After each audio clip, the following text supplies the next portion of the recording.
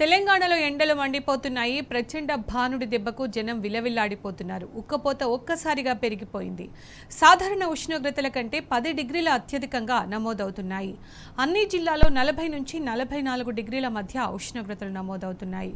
ఉదయం 8 గంటల నుంచి సాయంత్రం 6 గంటల వరకు రోడ్లు ఖాళీగా మారుతున్నాయి. వడగాల్పులకు భయపడి జనాలు ఇంట్లో నుంచి బయటకు రావాలంటేనే భయపడిపోతున్నారు. ఎండలకు తగిన జాగ్రత్తలు తీసుకుని ఇంట్లోనే ఉండాలని, అవసరమైతే తప్ప బయటకు రాకూడదని, ముఖ్యంగా చిన్నపిల్లలు, వృద్ధులు జాగ్రత్తగా ఉండాలని అధికారులు సూచిస్తున్నారు. రానున్న రోజుల్లో గరిష్ట ఉష్ణోగ్రతలు నమోదయ్యే అవకాశం ఉందని వాతావరణ శాఖ హెచ్చరించింది. ఈ మేరకు అన్ని జిల్లాలకు ఆరెంజ్ అలర్టును జారీ చేసింది. ఇక అత్యధికంగా ఆదిలాబాద్ జిల్లాలో 44.3 డిగ్రీల ఉష్ణోగ్రత నమోదైంది. నిజామాబాద్ జిల్లాలో 43.6 డిగ్రీలు, మేదక్ జిల్లాలో 42.6, రంగారెడ్డి జిల్లాలో 41.2, నల్గొండ జిల్లాలో 41 డిగ్రీలు, మహబూబ్ నగర్ జిల్లాలో 40 డిగ్రీల ఉష్ణోగ్రత నమోదైంది. ఇక భద్రాద్రి కొత్తగూడెం జిల్లాలో 40 డిగ్రీలు నమోదైంది. హైదరాబాద్ పరిధిలో హయత్ నగర్లో 39.8, మేడ్చల్లో 39.2, శేర్లింగంపల్లిలో 39.1 డిగ్రీలు, రాజేంద్రనగర్లో 39 డిగ్రీల ఉష్ణోగ్రత నమోదైంది. మధ్యాహ్నానికి ఉష్ణోగ్రతలు మరింతగా పెరిగే అవకాశం ఉందని వాతావరణ శాఖ హెచ్చరికలు జారీ చేసింది.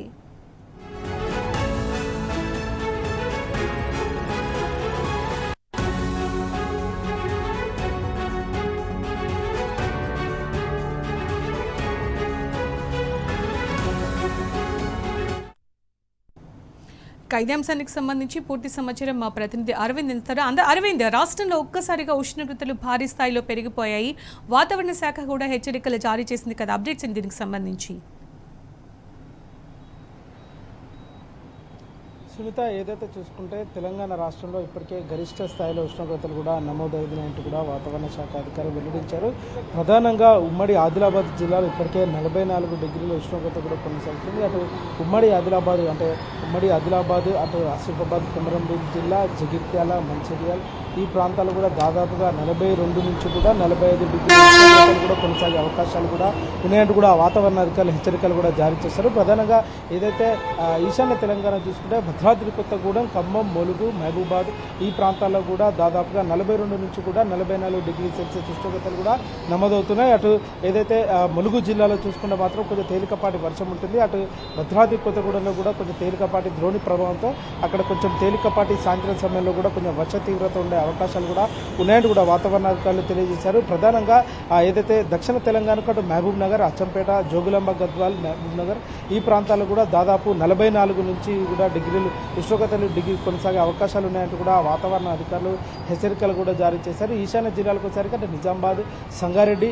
రంగారెడ్డి జిల్లాలో కూడా ఇదే వాతావరణం కొనసాగే అవకాశాలు ఉన్నాయి. దాదాపుగా అక్కడ కూడా 43 నుంచి కూడా 44 డిగ్రీల ఉష్ణోగ్రతలు కూడా కొనసాగుతుంది. ఇది మరింత తీవ్రమయ్యే అవకాశాలు ఉన్నాయి. మధ్యాహ్న సమయంలో కూడా మరింత 2 నుంచి 3 డిగ్రీ సెల్సియస్ ఉష్ణోగ్రతలు కూడా పెరిగే అవకాశాలు ఉన్నాయంటూ కూడా వాతావరణ అధికారులు తెలియజేశారు. ఏదేమైనప్పుడు కూడా తెలంగాణ రాష్ట్రంలో మాత్రం మధ్యాహ్న సమయంలో కూడా బయటికి రావాలంటే జనాలు ఉక్కిరిబిక్కిరి అవుతున్నారు అన్నట్టు కూడా ప్రధానంగా అర్థమవుతుంది. అటు కొన్ని ప్రాంతాల్లో మాత్రం ఇప్పటికే ఎండ తీవ్రత కూడా గరిష్ట స్థాయిలో పెరుగుతుందంటూ కూడా ఇప్పటికే తెలియజేశారు. అటు ద్రోణి ప్రభావంతో కూడా గత వారం రోజుల కిందట కూడా ద్రోణి ప్రభావంతో తెలంగాణ రాష్ట్రంలో ఉరుముల మెరుపులతో కూడా అకాల వర్షాలు కూడా పడ్డాయి. ఇప్పుడు ఏదైతే ఆ ద్రోణి ప్రభావం పోవడంతో తెలంగాణ రాష్ట్రంలో కూడా గరిష్ట స్థాయిలో ఉష్ణోగ్రతలు ఒకటేసారి కూడా తీవ్రంగా పెరిగాయన్నట్టు కూడా వాతావరణ అధికారులు తెలియజేశారు. ఇది రాగల 3 రోజుల పాటు కూడా గరిష్ట స్థాయిలో ఉష్ణోగ్రతలు మరింత పెరిగే అవకాశాలు ఉన్నాయంటూ కూడా వాతావరణ అధికారులు హెచ్చరికలు కూడా జారీ చేశారు. కొన్ని అంటే దాదాపుగా ఏదైతే వాతావరణ శాఖ రిలీజ్ చేసిన దాని ప్రకారం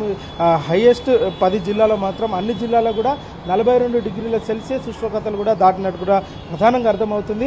ట్రాఫిక్ సిగ్నల్స్ దగ్గర కూడా ఎండ తీవ్రత కూడా విపరీతంగా ఉంటుందంటూ కూడా ఇప్పటికే వాతావరణ అటు ప్రజలు కూడా తెలియజేశారు. అటు వాతావరణ శాఖ నుండి కూడా అటు ప్రజలు కూడా ఎక్కువ మధ్యాహ్న సమయంలో బయటికి రావద్దు, ఎండ తీవ్రత మరింత పెరిగే అవకాశాలు దాదాపు సెంట్రల్ జోన్ ఉన్న హైదరాబాద్లో మాత్రం ఇప్పటికే 42 నుంచి కూడా 43, 44, 45 డిగ్రీల ఉష్ణోగ్రతలు కూడా కొనసాగే అవకాశాలు ఉన్నాయంటూ కూడా అటు వాతావరణ అధికారులు తెలియజేశారు. అటు నగరంలో కూడా ఇదే పరిస్థితి కొనసాగుతుంది.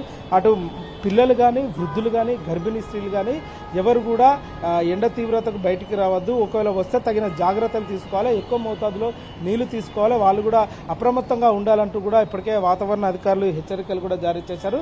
అటు ప్రభుత్వం తరపున కూడా ఎక్కడ కూడా ఎండాకాలము విపరీతమైన ఎండ తీవ్రత ఉన్నా కూడా ఎక్కడ కూడా ప్రభుత్వానికి సంబంధించిన చలివేంద్రాలు కూడా ఎక్కడ కూడా కనిపించకపోవడము ఇది చాలా తీవ్రమైన బాధాకరం అంటూ కూడా ఇప్పటికే ప్రజలు ఆవేదన వ్యక్తం చేస్తున్నారు. కనీసం రోడ్డున పోయే వారికైనా కూడా పాదచారులకైనా కూడా మంచినీళ్ళు దొరకాలంటే తీవ్రంగా ఇబ్బంది పడుతుంది. ఈ ఎండ విపరీతంగా కూడా కొట్టడంతో అటు తీవ్రంగా ఇబ్బందులు పడుతున్నారంటూ కూడా ఇప్పటికే ప్రధానంగా తెలుస్తుంది.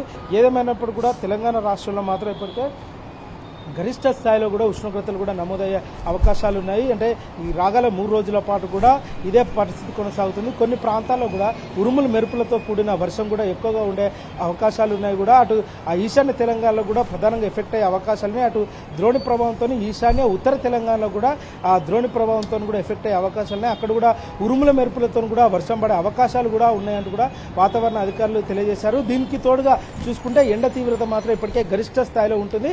దాదాపుగా 42 నుంచి కూడా 45 డిగ్రీ సెల్సియస్ ఉష్ణోగ్రతలు కూడా నమోదవుతున్నాయి. కొన్ని ప్రాంతాల్లో మాత్రం ఇప్పటికే 44 నుంచి కూడా రికార్డు స్థాయిలో కూడా నమోదయ్యే అవకాశాలు ఉన్నాయి. 3 రోజుల్లో కూడా 1 నుంచి 3 డిగ్రీ సెల్సియస్ ఉష్ణోగ్రతలు కూడా పెరిగే అవకాశం కూడా ఎక్కువగా ఉన్నట్టు కూడా వాతావరణ అధికారులు హెచ్చరికలు జారీ చేశారు. Sunitha. Right Arvind, thanks for the updates.